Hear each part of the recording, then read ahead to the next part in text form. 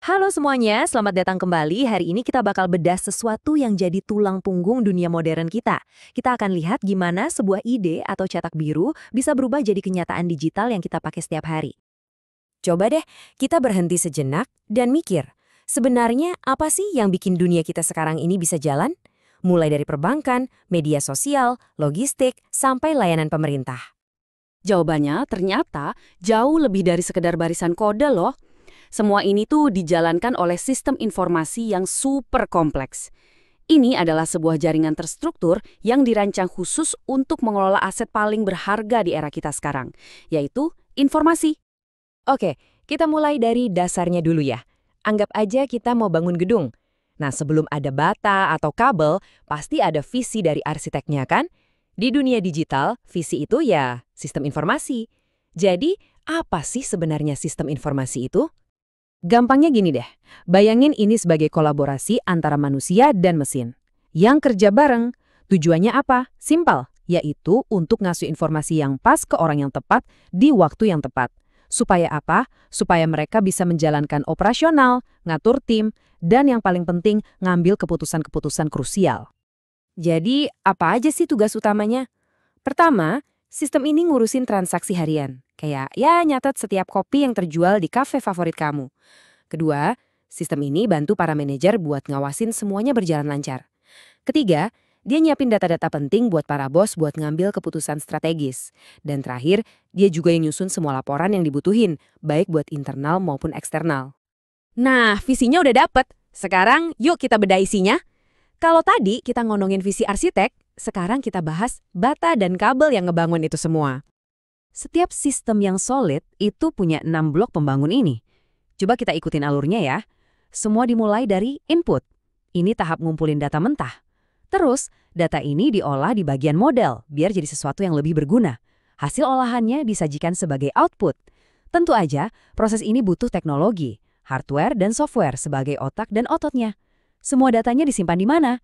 Di database. Dan yang paling penting ada kontrol buat mastiin semuanya aman dan performanya oke. Udah kayak mesin yang setiap bagiannya saling nyambung dan kerja bareng. Pertanyaan berikutnya, gimana cara kita ngebangun sistem-sistem ini? Nah, ternyata ada semacam buku panduannya, atau lebih tepatnya, ada beberapa metode yang bisa kita pakai. Rencana besar untuk membangun sistem apapun itu namanya, siklus hidup pengembangan sistem, atau yang lebih sering disingkat SDLC. Anggap aja ini peta jalannya, dari sekedar ide sampai jadi produk final. Nah, di dunia pengembangan sistem ada dua cetak biru utama yang sering banget dipakai. Di satu sisi ada yang namanya waterfall. Ini pendekatannya sangat terstruktur dan berurutan. Jadi setiap tahap harus selesai dulu, baru bisa lanjut ke tahap berikutnya. Cocok banget buat proyek yang tujuannya udah jelas dari awal. Di sisi lain ada agile. Ini lebih fleksibel dan iteratif. Sistemnya dibangun dalam siklus-siklus kecil yang cepat.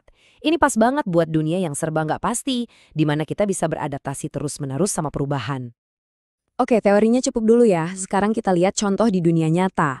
Anggap aja kita lagi tur di dalam sebuah gedung yang udah jadi buat lihat gimana semua konsep tadi diterapin. Kamu pernah nggak sih ngalamin kekunci dari aplikasi penting gara-gara salah masukin password atau verifikasi beberapa kali?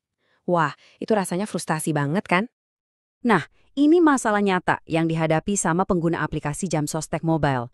Kalau mereka 3 kali aja gagal verifikasi biometrik, akunnya langsung diblokir permanen. Kebayang nggak repotnya? Dulu solusinya itu, ampun deh, ribet banget.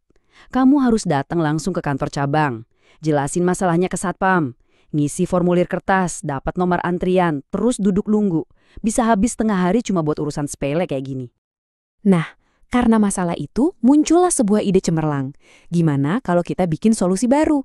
Sebuah fitur langsung di dalam aplikasi buat nyelesain masalah ini dari mana aja, kapan aja. Dan inilah alur barunya yang keren banget. Begitu akun kamu keblokir, aplikasinya nggak bikin panik. Dia langsung nawarin bantuan, layanan gagal verifikasi biometrik. Solusinya ada di depan mata. Terus kamu bakal langsung dapat nomor antrian digital lewat notifikasi. Nggak ada lagi tuh yang namanya formulir kertas atau nunggu tanpa kepastian. Semuanya serba instan.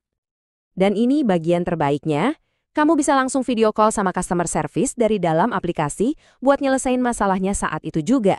Benar-benar efisien, cepat, dan modern banget. Hasilnya, wah ini transformasi total.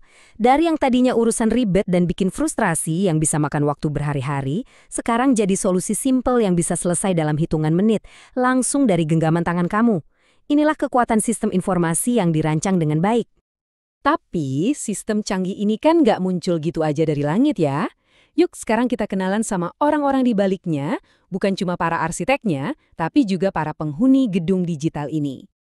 Tentu aja ada tim spesialis di baliknya.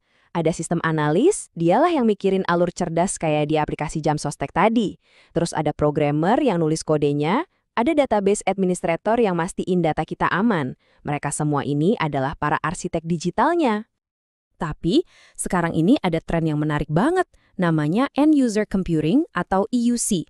Ini adalah sebuah konsep di mana pengguna biasa kayak kita bisa loh nyelesain masalah informasi kita sendiri, biasanya pakai alat-alat yang simple kayak spreadsheet atau aplikasi database yang gampang dipakai. Kenapa UC ini jadi makin populer? Ada dua alasan utama. Pertama, kita butuh solusi yang cepat, kadang lebih cepat daripada nungguin tim IT yang sibuk. Kedua, karena sekarang komputer atau laptop kita makin canggih tapi harganya makin terjangkau. Dan ini membawa kita ke sebuah pemikiran terakhir yang penting. Ketika batasan antara pengguna dan pencipta itu makin tipis, dan alat-alat canggih makin gampang diakses, pertanyaan besarnya bukan lagi apa yang bisa sistem lakukan untuk kita, tapi masalah apa yang akan kamu selesaikan selanjutnya.